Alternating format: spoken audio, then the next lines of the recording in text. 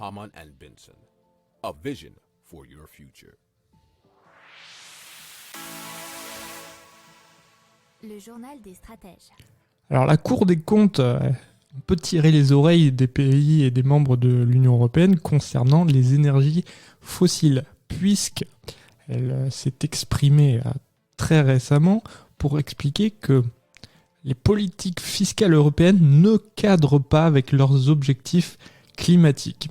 Alors, je les cite, si les subventions aux énergies renouvelables ont presque quadruplé entre 2008 et 2019, et c'est là qu'elle donnerait plutôt un bon point aux membres de l'Union européenne, celles en faveur des combustibles fossiles sont restées relativement stables malgré l'engagement de les supprimer progressivement. Et effectivement, puisqu'il y a encore pas mal de subventions dans pas mal de pays. Alors surtout que l'objectif principal, c'est de réduire à 2030 à 55% les émissions de carbone par rapport à 1990. Mais il y a quelques, on va dire, trous dans la raquette et quelques petits problèmes. Par exemple, le charbon qui reste en moyenne moins taxé que le gaz naturel et les combustibles fossiles qui sont parfois considérablement moins imposés que l'électricité. Alors, certains pays, comme le regrette apparemment la Cour, maintiennent des taxes sur les carburants à un niveau proche des minima établis. Donc, comme vous voyez, il n'y a pas une homogénéité des taxes sur l'essence, on va dire par exemple, dans l'Union européenne.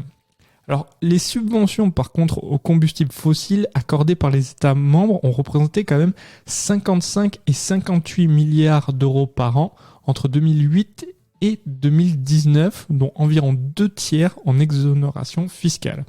Alors, il y a 15 pays qui financent davantage de subventions pour les combustibles fossiles que pour les énergies renouvelables.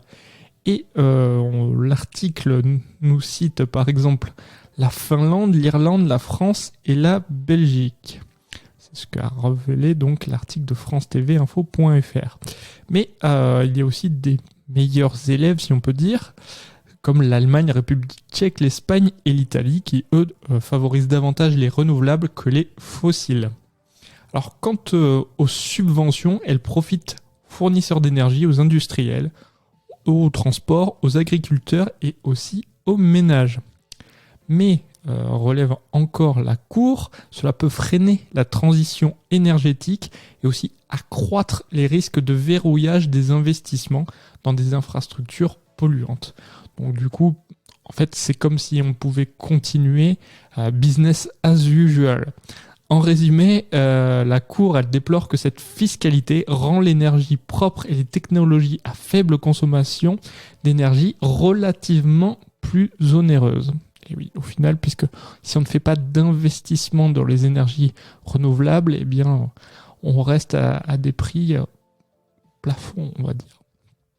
Alors, pour terminer sur le sujet, l'élimination progressive des subventions aux fossiles d'ici à 2025, c'est un engagement pris par la Commission et les États, s'annonce délicate sur les plans économiques et sociaux. Et oui, parce que si vous voyez 2025, c'est bientôt, et comme vous pouvez voir tous les prix de l'énergie, et si on arrête ces subventions, ça peut faire très mal au niveau social. Donc les répercussions de la taxation de l'énergie peuvent entraîner un rejet de ces taxes, c'est ce qu'ils nous disent effectivement. Puisque dans certains pays, le budget consacré à l'énergie représente 20% des revenus. Donc ce que l'institution recommande, c'est que la réduction des taxes sur puisse être faite sur d'autres dépenses des ménages et des mesures de redistribution en leur faveur.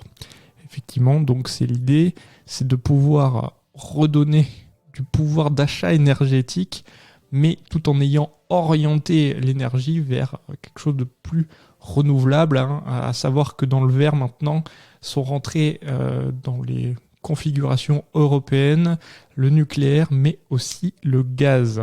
Si vous aimez cette revue de presse, vous pouvez vous abonner gratuitement à notre newsletter qui s'appelle La Lettre des Stratèges, LLDS, qui relate, et cela gratuitement, du lundi au vendredi, l'actualité économique, technologique, énergétique, mais aussi de l'hydrogène, et puis de tout ce qu'on trouvera super intéressant pour votre vie.